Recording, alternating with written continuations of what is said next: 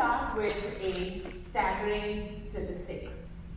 I came across this 2023 report about why designers quit, and 71% of the designers cited reasons that amount to some sort of burnout or change fatigue, over even things like layoffs and things like that, right? That is pretty astounding to me. But on the other hand, it's not surprising because we've been in this era of relentless transformation. We've had all of this, the usual market, competitive pressures, all of those sorts of things. We're still figuring out post-pandemic work models. We have the advent of AI and automation that is sort of throwing curveballs at us in terms of what our roles are and how they're evolving. And we have workforce shortages at sometimes, and then we have a messy job market. And then, of course, all in the midst of economic uncertainty, right? So in 2022, an average employee experienced about 10 planned enterprise changes. And that was up from 2 in 2016.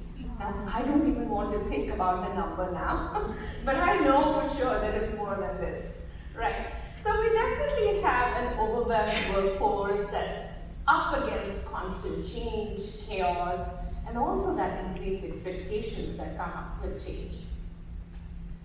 I want to introduce you guys to a term called surge capacity.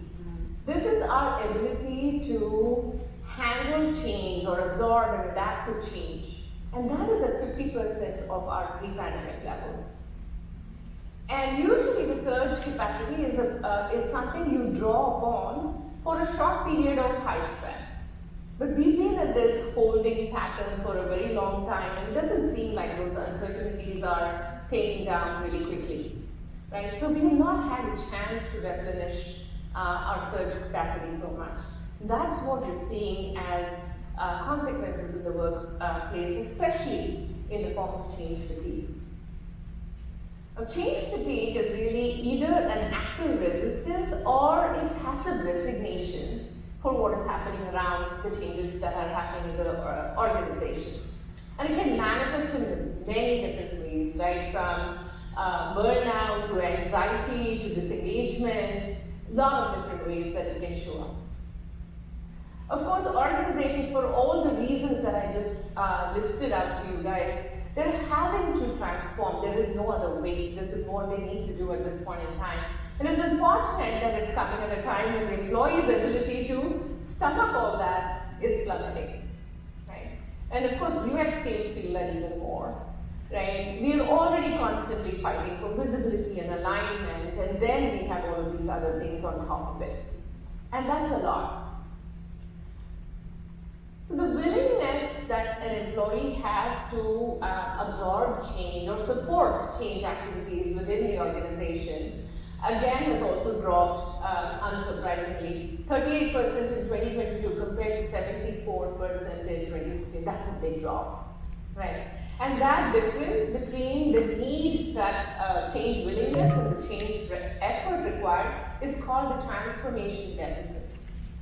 And as those numbers collapse, obviously the deficit is increasing. And usually what that results in is attrition and lost productivity. That is why it's very important. It's important for us as individuals, but also for us as leaders, building teams and building resilience in our teams.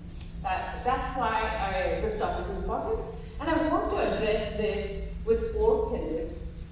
And those 4 pillars are building trust, building team cohesion, building business awareness in teams, and sustaining through active change leadership. Each of these seems like common sense, but these are things that when you put together can really exponentially increase the trust and that surge capacity that I've been talking about.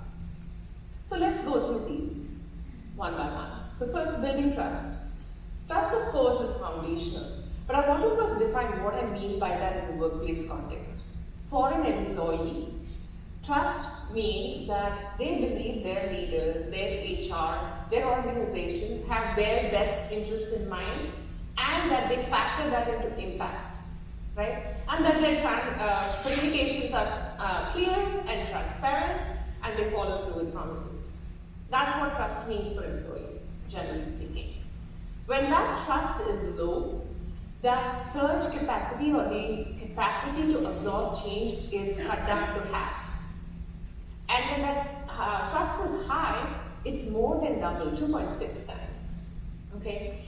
So, unfortunately though, the number of people today that are experiencing that high trust still is rather low, 26% of the employees. That is why it's really important for us, especially if you're a leader, to think about how you can nurture and foster that trust in your teams. This is where I suggest that we start leaning into these trust circles. It's almost common sense. Sorry? Is that one of the pillars?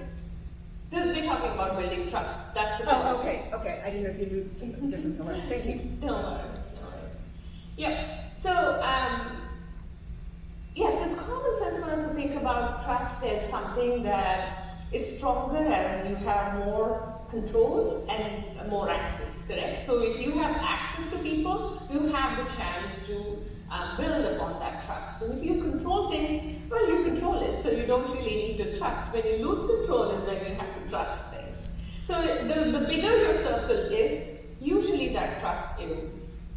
Right, in my organization, the last 3 years, engagement surveys showed this consistent pattern where employees trust their immediate managers much more than the overall leadership. That's an example of that phenomenon is sort of expressing itself. So it's really important to then start at that one-on-one level with your own team members, with your employees. And trust builds upon itself, and then you can move out from there. I'm going to then go through in this first pillar some strategies to build trust. Right? One, and here again I'm taking a leadership angle because I'm talking about building resilient teams. So, but you can always sort of think about how it makes sense for you as an individual contributor if that's what your role is. So as a leader, being available and empathetic, that's the first thing I want to talk about. It can happen in several different ways. One, when there's daily meetings or highly visible sort of forums, being available for your employees to just not breathe down their neck, but really be there to say, I have your back. That sort of boosts that morale and that confidence in your leader, right? It also gives you an opportunity to do a few other things. Of course, you want your employees to keep you in the loop, especially where it matters. But because you're present in these important scenarios, now you are taking a little bit of the weight off of their shoulders to keep you in the loop. Also, it gives you a chance to observe your team members in various scenarios. And so then you are collecting those data points which you can then use to coach them to reach their highest potential. And the forum to do that, of course, the best way to do that is one-on-one in your regular one-on-ones. And how can you keep that meaningful? I use 3 questions that I sort of fall back on. How are you doing? That's the focus on the person. How's the work, which is the focus on the tasks. And how can I unblock or accelerate you? Right? And that's your support, your advocacy. If you're consistent with this, and if you're showing genuine interest to listen to these things and following up consistently, again, that's a great way to build that ongoing trust. Next, being clear and transparent in your communications. So here's the number one angst that employees feel is this ongoing expectations, right? How are these expectations shifting? Do I know exactly what my manager wants from me or what my organization is seeing my role as? And of course, you want to train your employees to be sensitive to these signals on their own. But as a leader, it's your job to be able to fill the gaps for any reasons for those changes. Otherwise, you may have late surprises with either the performance or the outcomes. And another way in which you can be transparent in your communications is to be truthful and perhaps even vulnerable. Sometimes it comes up in terms of how far can you support something, right? Just to have the clarity about what your stance is really, really helpful for your employees, right? You can brainstorm together to see how you can deal with the ask, but making sure that they're very clear about what you can or can't do is just as important. not least in this pillar, I want to talk about allowing for flexibility and autonomy. One of my favorite leadership mantras is accountability first, advocacy next. I feel like this sort of encapsulates the two-way street that reliability is. So as a manager, it's very important for you to communicate to your employees what you expect them to be accountable for. And once that is clear, they should know and have the reassurance that they have your peers' advocacy, right, to see them be successful. And that again can show up in different ways. You can go and set some expectations or the rules of engagement or avoid some unnecessary conflict that they may have to get through in order to be successful. Those are all ways that you're supporting them. But it doesn't always have to be the negative things, right? Sometimes just making sure they get the visibility and the recognition for the good work that they've done. As UXers, we may have all been there. When the project is all successful, a lot of people get congratulated, the UX folks get forgotten, right? So making sure that that recognition is available to them is a huge morale boost, not just for that individual, but everyone around them in the team as well. And then of course we want to make sure that there is no need for micromanagement because there is a room for accountability here. As long as people are presenting themselves as accountable, there is no need for that. And then if you have the accountability and the autonomy, then you have the freedom to try out things and see, take risks. As long as again you're learning from the mistakes and exhibiting the fact that you are now learning to also mitigate those risks. So as long as those are happening, feedback is always a good thing, but allowing for those things to happen again gives room for people to breathe and develop trust. So that's the first pillar. I want to move on to the second one, which is building team cohesion, which actually builds very nicely on top of that trust that we had talked about. Remember those trust circles. Now when I'm talking about team cohesion, I mean the extent to which members of the team share that sense of belonging or connection and also a collective accountability towards a certain goal, right? So I strongly believe that a leader is only as strong as their team, right? So especially when it comes to hiring, I'm almost always thinking a little bit more about team cohesion when I'm bringing new people, right? Than the raw talent. Otherwise, you may have a team of rock star designers, researchers, visual designers, what have you, but then if the team is constantly coming together and falling apart, there's a lot of energy expended. That's change that you're creating in your own team. Forget about all the other areas of change. So really thinking about team cohesion is very important because that team is the smallest unit that shares the same fates, the same missions, and so what better way than to count on each other to weather those challenges, right? So bringing in that culture is extremely important.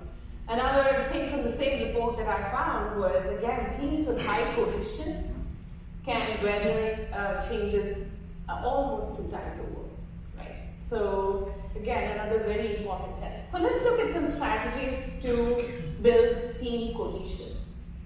Most importantly for cohesion and that to happen is this cultivating psychological safety. Having the safety or an environment where you are able to voice your opinions, where you're able to speak up and challenge, share ideas, all of those, making sure that your team huddles and your other design reviews or crits, whatever you have going on, have a culture of constructive debate, right? One thing I like to tell my teams is convince or be convinced. It's not so much about being confrontational, but to be able to actively listen and actively be able to provide feedback. And to develop that skill that if you can do that in the safety of your own team, then those skills then will help you when you're dealing with your cross-functional collaborators and when you are in the driver's seat to innovate.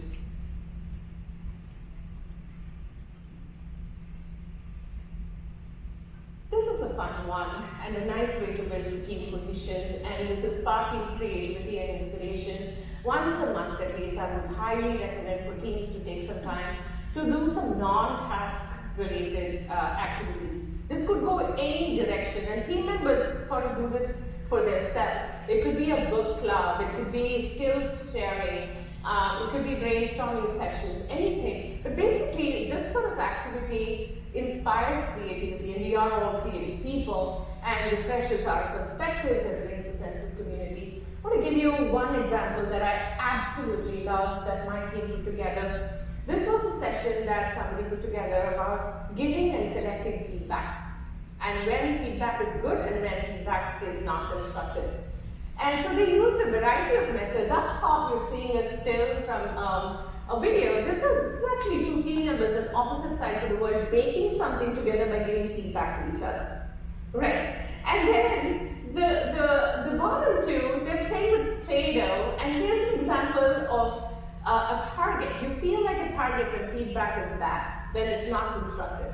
But when the feedback is good, it all links together to become something really bigger. So it's an excellent way of reflecting and talking about these things with each other by using unusual mediums. Building a little bit further on that concept of learning together, here I'm going to focus a little bit more about those soft skills that as UXers that we need to develop. There are skills like, influence without authority, negotiation, balancing risk and predictable outcomes. These are all things that we need to get better at.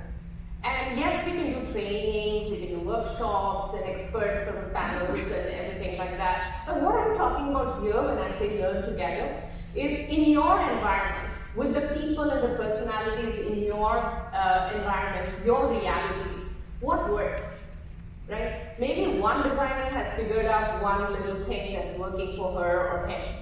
What can you learn from there? And again, this now says it's not just my secret sauce. I'm now sharing that back with the team to amplify our collective success.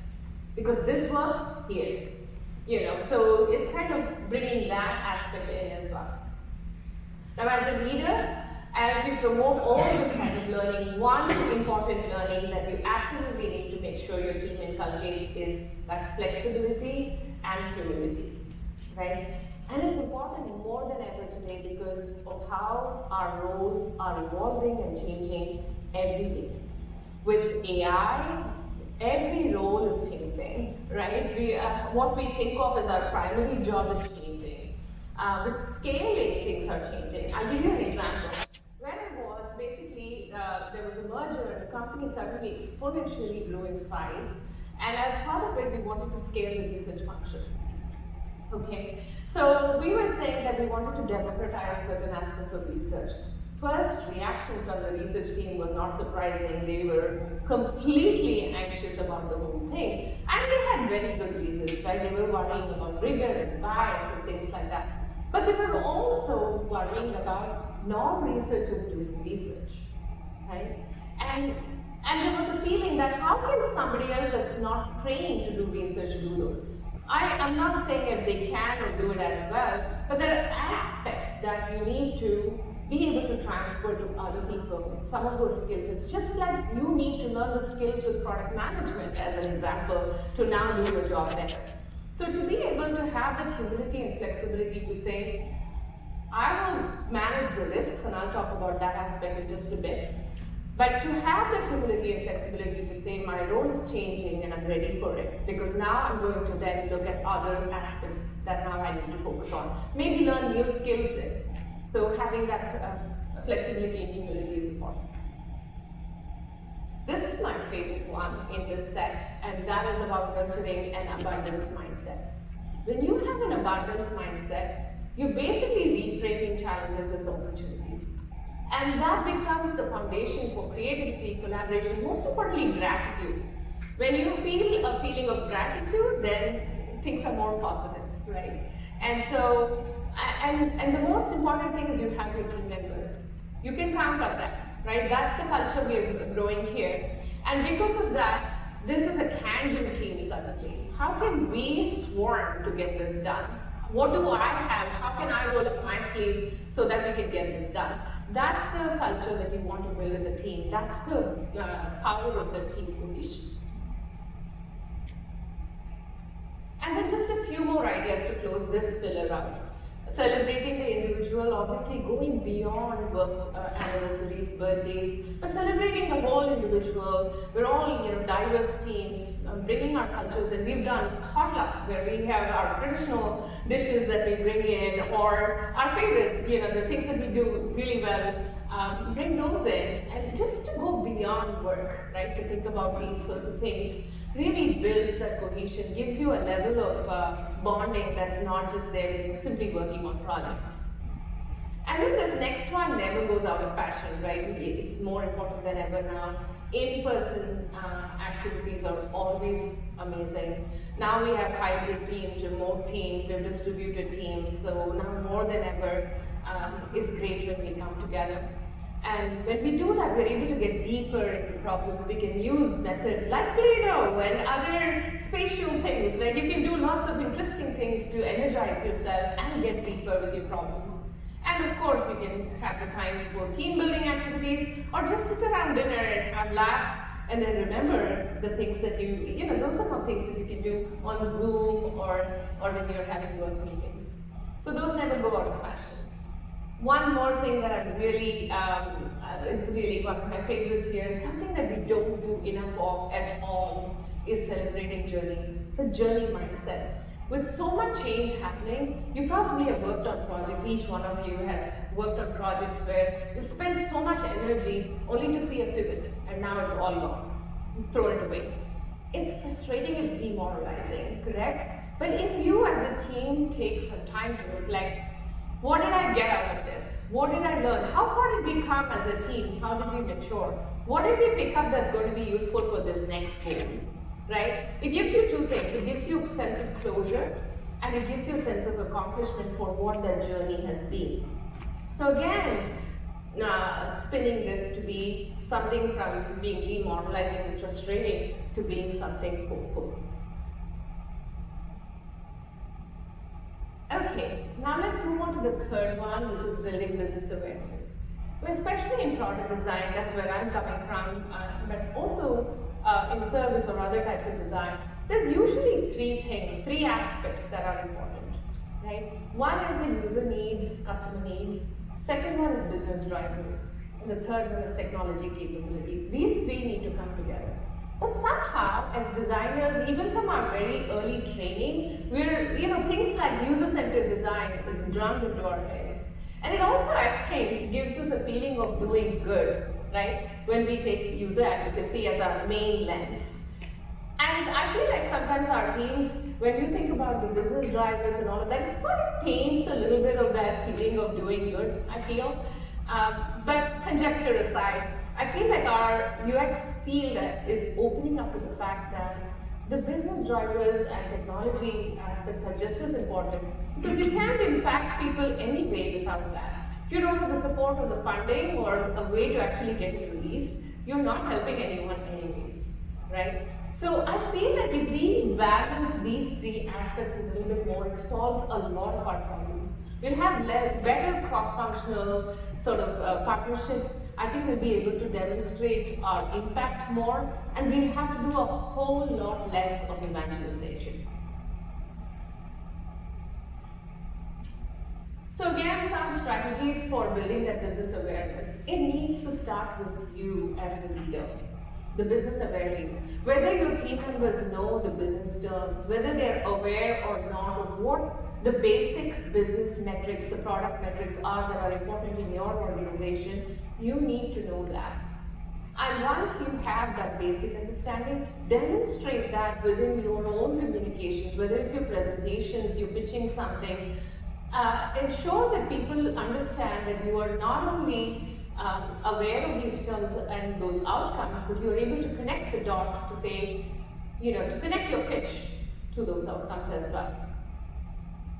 And then you as a leader possibly are having access to many, many more forums where you are able to actually collect these data points about the business context.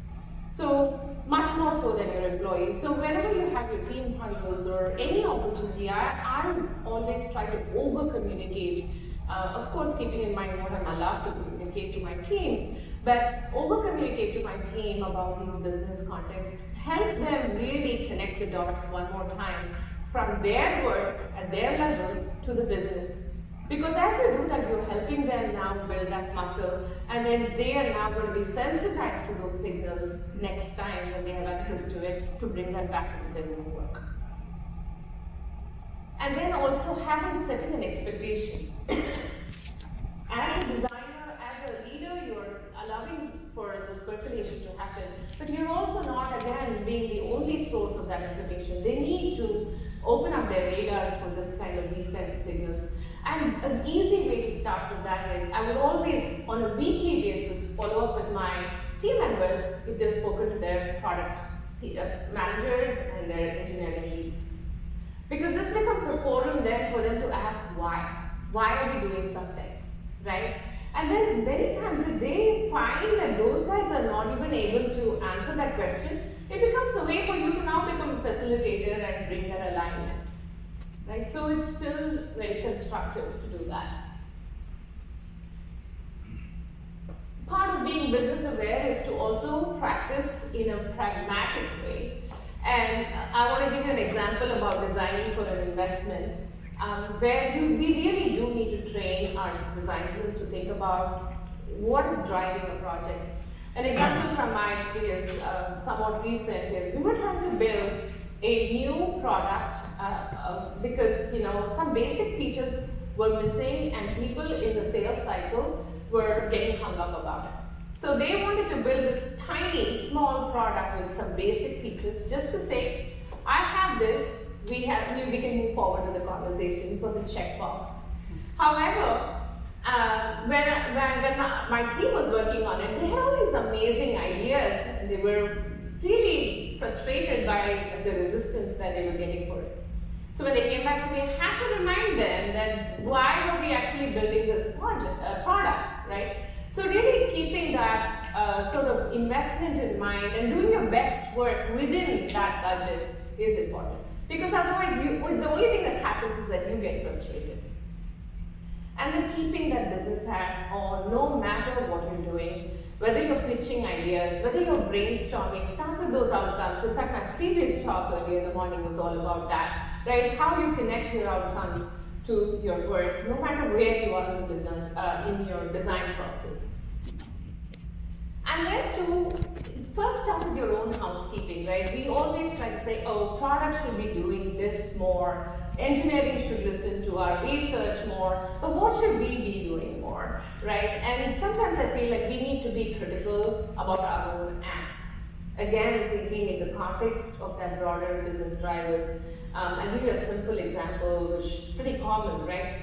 I want a new common component. Do I really want a new common component? Is 80% of what is available already, existing in a common component we already have? So really just like, starting small like that, thinking about pros and cons of our own asks. And once you start showing that sort of maturity to your cross-functional collaborators, they are going to interact with you in a different way, because you're not just coming at them with asks and asks and asks, but rather you've already done a little bit of that. And this is part of that product hat that I was talking about that we need to learn to wear. Okay?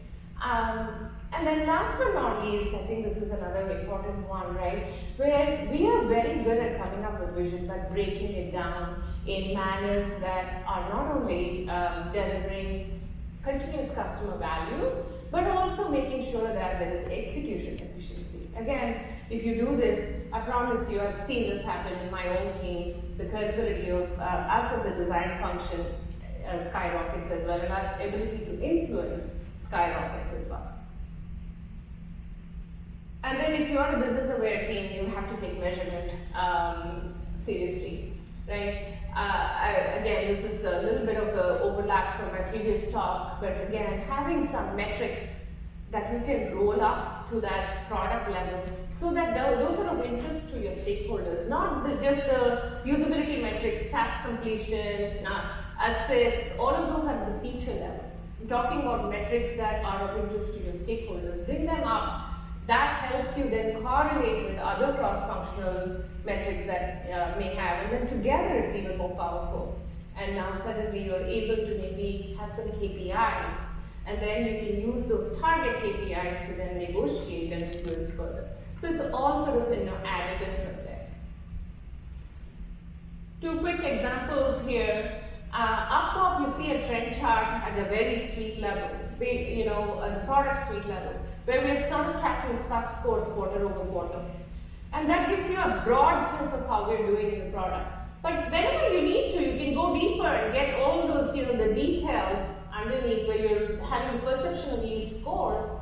And then you can see patterns across to try to see and hypothesize how you can influence that trend chart next, right? How can I make that score go higher, right? And those are your experiments.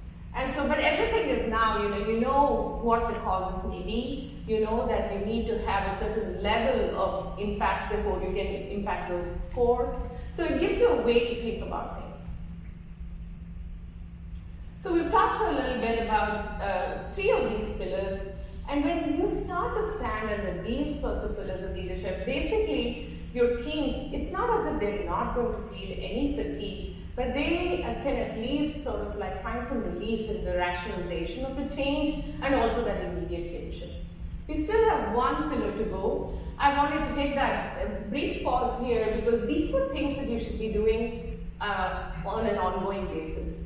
But when change does strike, now that's the last pillar that I want to talk about. What as a leader you need to do, take some additional measures in order to sustain through that active change. Of course, there's the basics where you want to be clear and transparent about what the change itself is, what the reasons are, what the impacts are for the employee, for the team, for the organization as a whole. Again, as best as you can. And of course, what the shifts in expectations are. This is just the basics. But beyond that, when a change happens, you don't know what priorities that you'd already been working on are still relevant, what new priorities are there. It's just overwhelming. And one of the reasons why you burn out is because you've tried to do everything and suddenly you're like a headless chicken, right? So basically, helping your employees then prioritize, identify the most critical 1, 2, or 3 things that they need to focus on. And then perhaps recruit them into the process for executing the change plan, right? And again, going back to that research scaling example I gave you earlier, I said I'll come back to it, right? So who better than the expert researchers to actually mitigate that risk and come up with a plan for how to teach others and where the guardrails are than the researchers themselves, right? So bringing them into the execution plan because that then gives them ownership. And now you have a little more control. All of those things increase trust, right?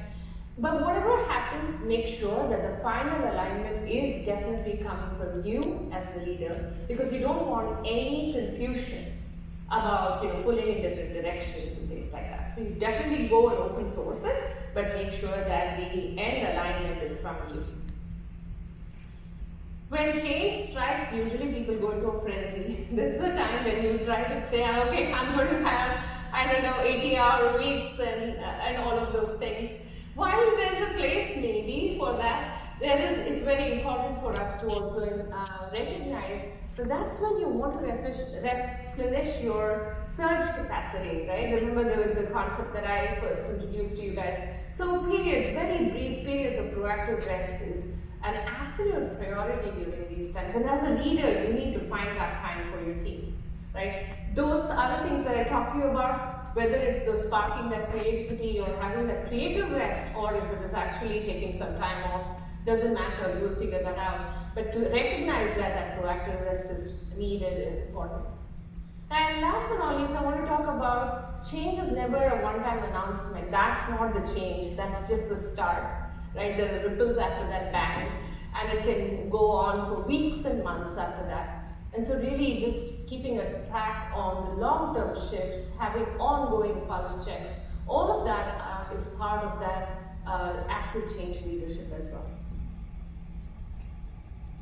So when your team stands under these pillars, right, although we cannot stop or slow down the pace of the transformations and changes, when they act with trust and cohesion and show business acumen and adaptability, and then they can count on you as a leader for some amount of stability, clarity, and advocacy, then even in times of change, even in times of chaos, instead of simply surviving, you see teams actually thriving and being able to not only influence user outcomes but also drive business growth.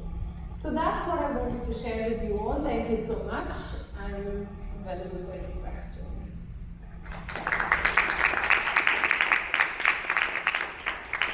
Good. I think there was a hand up there and I'll come back to you. Thank you so much for this amazing presentation. A couple of questions from my end.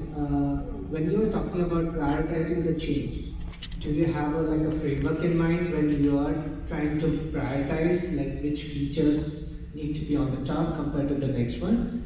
And second question is about managing that change resistance. Is there a difference in an approach when you are doing like internal change resistance compared to like external? That would be from the leadership or a stakeholders aspect. Yeah. Okay.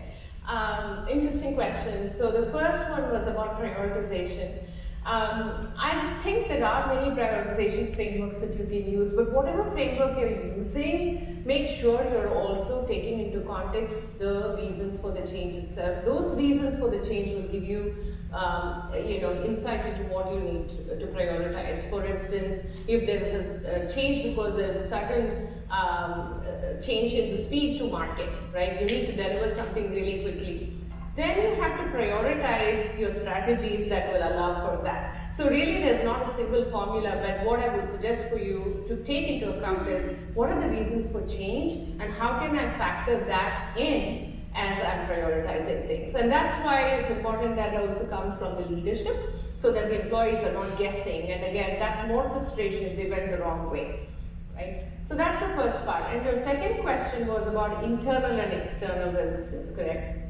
So, I gave you an example of the internal resistance, and one of the recommendations I suggested, I talked to you about my research team feeling all that angst and fully resisting it in the beginning, but then slowly getting comfortable with the idea when they came into the process. It was not something that there's now you will act like this is a complete no, because you're already feeling the resistance, versus pulling them into the process and having that happen. That's usually an effective way to deal with that, rationalizing all the things that I talked about.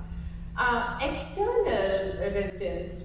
Now, when you said external resistance, originally I thought you were going towards a customer thing. I'll give you an example of that too, because it's another layer here. We released a whole new UI where we did a big re-platforming for one of our product suites. Frankly speaking, objectively, because we had done a lot of testing and all of that, we knew that the new UI was better. However, there was a huge backlash from our customer base because it was a lot of change to manage. The same thing, change fatigue in a different lens. And so we really didn't be sort of like very thoughtful about how you can manage that. How can I now make sure that the change is not like a one-time big bang, but rather that you're delivering that continuous value? That's a huge lesson we learned, actually. So that is one external resistance. But I think what you meant by external resistance is what if PM or engineering or our leadership has resistance? Again, trying to bring them into the process, collaborating, becoming a facilitator is useful. If you just hand them a deliverable and they're not bought in, that's harder. Many times, now there's another thing that we tried and was successful in my teams is we used to have leadership reviews from time to time. Where in the past it would be like, today UX is presenting their concepts or here's product presenting their roadmaps. We stopped doing that. We said, here's where the project is at, and UX and product and engineering are going to give an update, right? So then it becomes, the project is their collective baby. It's not just my work versus your work. And that's how you sort of overcome that resistance, because now you've brought a sense of a collective goal. Thank you. You had a question?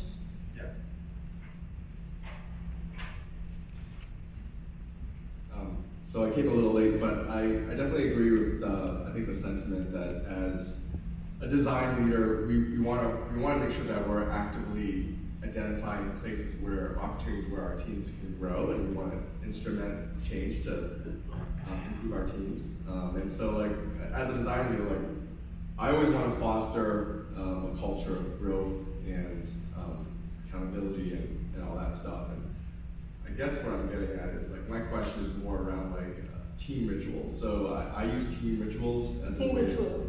as a way to do that. What's your take on how required or optional those should be? Because, you know, on one side of the argument,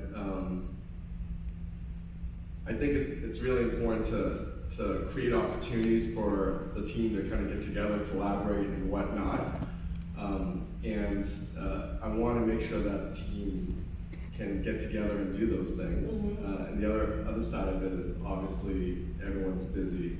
So I always struggle with, like, how I should make these things required or optional. Yeah, I think it's on prioritization again, and part of it is, you know, what do you want to get out of these things, right? Is the benefit more than the effort? Then yes, most definitely go for it. I think also if the team is involved in some of those rituals, right? Then it's not just coming from you again. Having a broad structure is amazing coming from the leader. Like, for instance, amongst our rituals that in my team we used to have 2 team huddles. One was more with me presenting more and giving them information. The other was, you know, the team having topics that they discuss themselves. So there's a format, but then you take a back seat and then you let them take over. So the same thing with that example where I gave you around the creative sort of like time together. The format is that one person will lead this sort of a session. What they do after that is up to them, right? So sort of I'm talking a little bit more about the room for them to operate in, and then you as a leader giving them structure. But then in terms of what is mandatory or not, of course, you know, if somebody is having a deadline, it's okay if they don't make it. But generally, the idea is that they're part of this. Otherwise, these rituals don't just, they don't sustain, right? So there is an expectation that you're part of it. But of course, again, maybe we skip one because we're all helping that person get through something. So not having the rituals take over and become inflexible is where I think I would start. So it sounds like what I'm hearing is, you know, sort of set the goal or the expectation, and then however way that happens and is executed, be flexible with that. Exactly, and that's where I was talking about that autonomy and that flexibility. Because when so much change is happening, that's part of what you feel like so much is out of your control. So then you're able to give them things where they can control things. It really helps. So. Thank you. Okay. I think we're over time. My question is really fast. Sure. You had a lot of statistics and numbers, and I'm curious if you had, sorry.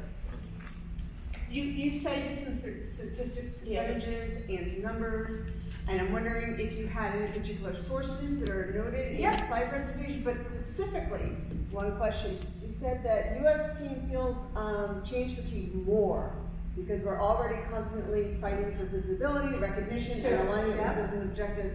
And I would suggest that everyone feels like that. So I'm really curious how you get to the conclusion that it's specifically UX that focuses more. You are absolutely right. I'm not saying others don't feel that. My focus is on the UX team here. I definitely know that our UX teams, we feel like the maturity that an organization has towards UX design processes or the value, all of those things. 20 years into our, working in UX, I still find myself still making cases and pitching for why we should be paying attention to things. So I think there is a little bit of that. A lot more is set, I think, when it comes to product management and engineering, marketing, all of these things. But when it comes to user experience, there's still a little bit of that. You can be sure that you have support around that. That's what I meant. Yeah. That is not necessarily, it's more a pulse rather than a strong sort of conclusion. But I'm sure everybody is feeling it at some level. I'm not saying you're wrong or I disagree. I just would love to see studies about it that actually, you know, provide the data, right? Because we're in UX, we do studies of data. Absolutely. But the numbers that I quoted, they're all cited, the Okay. sources are Great. cited. They're from Gartner, basically. Any other? You're done? Okay. Thank you, everyone.